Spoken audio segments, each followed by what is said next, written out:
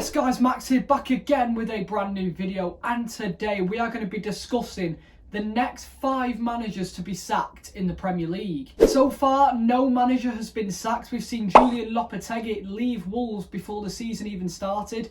He was replaced by Gary O'Neill very early on in the season. But don't worry Wolves fans, and don't worry Gary O'Neill, I know you're watching, you are not up for grabs in this video. We don't think you're getting sacked. However, there is 5 names on this list that I think are the next 5 managers to go in the Premier League. Or you could say the first 5, because no one has yet been sacked in the Premier League. Make sure to like, subscribe, and don't forget to turn the notification bell on. You don't want to miss a video. We're now uploading very regularly on the channel, so make sure you subscribe and turn that notification bell on. So we're going to go in order as well, and the first manager I believe that will be sacked in the Premier League, unfortunately, is Andoni Iraola of Bournemouth. I think, you know, at the start of the season, a lot of people tipped Bournemouth to do quite well, including myself. I think this new manager, Iraola, I think he's going to cook this season. I think he's going to be one of them underrated managers. I mean, they were talking about Gary O'Neill. Why did they sack him? I was like that at first when they sacked Gary O'Neill, but when they replaced him with Iraola,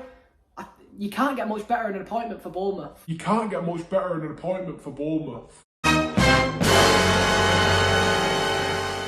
But unfortunately, he's yet to get going with this Bournemouth side. He's using sort of the same players. The signings he made were quite good. That's why a lot of people, you know, thought Bournemouth were going to shine this season. Tyler Adams, unfortunately, is injured, but Sinisterra from Leeds as well. Max Aarons from Norwich. There's some good signings there. Premier League level signings. Obviously, his time at Rayo Vallecano, he was a very good manager. A lot of people were excited, especially Bournemouth fans were excited about the appointment of Iraola. They'd be like, Gary O'Neill, he's been sacked, he's walking away from the job, but, you know, we're getting Iraola in exchange, so it's not all that bad. But so far, 19th in the table, only 3 points to the name. They need to improve, and they need to improve fast, and that's why I think there's a lot of speculation as well that Iraola could be leaving or could be getting sacked very soon. He needs a big win this weekend, I'm sure. I think they're playing Burnley at home this weekend, so he'll fancy his chances. They need to win that. If not, I think it's bye-bye Iraola. In at second place is no surprises here. It's Paul Heckingbottom of Sheffield United. They're currently sat rock bottom of the Premier League with only 1 point to their name. I believe that came in a 2-2 draw at home to Everton. Sheffield United haven't really played bad football though. They've been beaten narrowly by both Manchester clubs.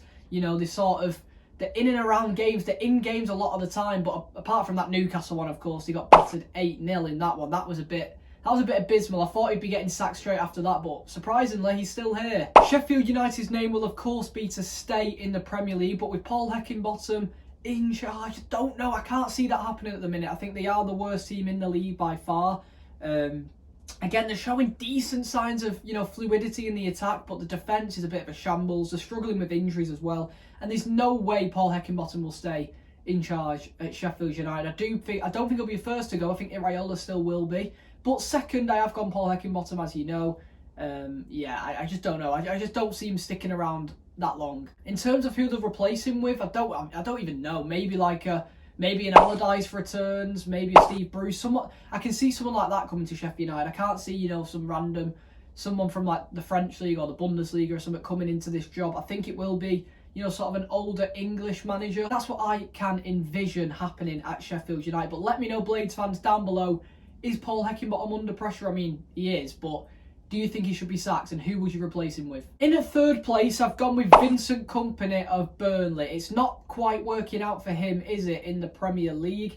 I think that's mainly down to him changing his team a lot. I mean, he's not really sticking with the same 11. He's not really picking players he used in the Championship as well. Of course, that team in the Championship last season, they won the league, they got so many points, and they were unbelievable in that division. But Vincent Kompany isn't really picking them players. He's not trusting the players he had last season. A lot of money has been spent at Burnley, a lot of new signings have come in, but again, they're not really working, they're not clicking for Vincent Kompany's side. James Trafford seems to be the only one. I mean, he's still conceding goals left, right and centre, but he's the only shining light, a young goalkeeper, which I'm sure will come good in the future. I think Kompany is struggling though, and I think I've seen a lot of Burnley fans on Twitter say, why is he not trusting the players from last season? They're the ones, you know, who got us to the Premier League. So why aren't we trusting them? I mean, for me, I think he should revert back to, you know, trying to trust them, seeing what they can cook up the next few games. I mean, they've got a game away at Bournemouth coming up. They've got some winnable games and they need to win. They need to start winning because they are in serious danger of being relegated, and Kompany,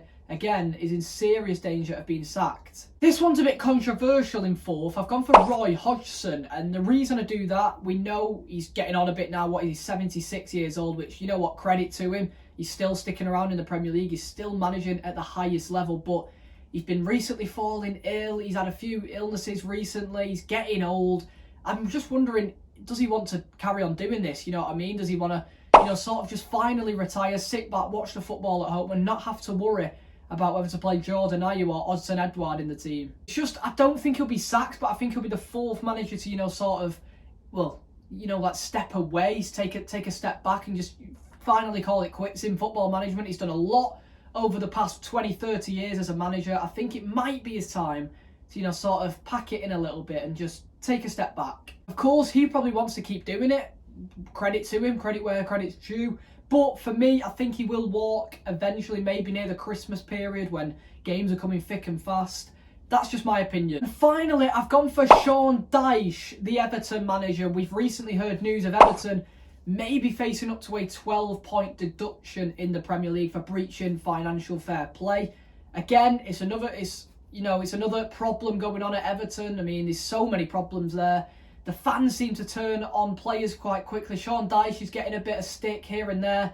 Personally, I think Sean Dyche is the best man for the Everton job at the minute. If results don't, start to change, then I can see him getting sacked. But the reason I put him in this list is because of that 12-point deduction. I think, they'll go down to -5 points if that comes in today, which is, it's a massive relegation battle they'll be in for there. They've got this big stadium they're moving into next season. Will that be in the Championship? Who knows? With that point deduction, I can see that happening, obviously. But I think Sean Dyche may walk. I don't know. I can see him walking maybe at the end of the season if it's getting too hard for him. He's not really sort of a manager. That's a bit of a silly observation there. He's not really the sort of manager to walk away if it's getting hard. I mean, he stayed at Burnley for ages, didn't he? So yeah, we can't really say that. That was my bad. What am I talking about? But I can just see him walking away at some point at Everton. I don't know what it is.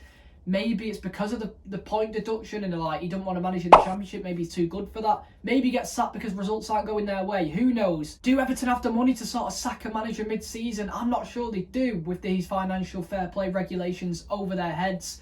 I'm not sure, but for some reason, something in the air, I can feel Sean Dyche getting sacked or leaving this season. You may wonder why I've not put Rob Edwards, the Luton Town manager, in here, and I just don't see Luton sacking him. I think Luton have built a good core of a team, a good Championship level team. I do think they still will go down, Luton, in the end, but I don't see Rob Edwards walking away or getting relieved of his duties.